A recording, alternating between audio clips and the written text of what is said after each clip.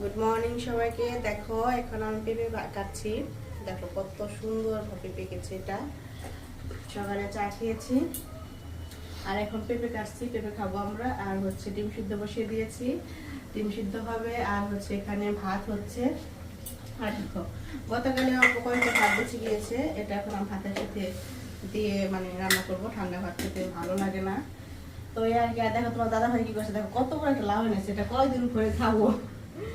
বিরক্ত লাগছে এটা দেখে, এত বড় লাউ আনে বলো, শুধু শুধু ফেলা যাবে। এত বেশি কোনো জিনিস মনে করো যে বেশি খেতে ভালো লাগে না।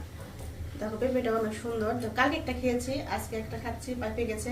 দেখো আরেকটা হচ্ছে গিয়ে যে পাতা পাতা হয়েছে, এটা কালকে খাওয়া যাবে। ওই দেখো দেখেছ এরকম। তো এই আর কি সকালের অবস্থা আমাদের বাড়ির। আর দেখি একটু আজকে এক জায়গায় যেতে পারি, যদি যাই তখন সেটা শেয়ার করবো, এখনো শিওর না। তো টাটা।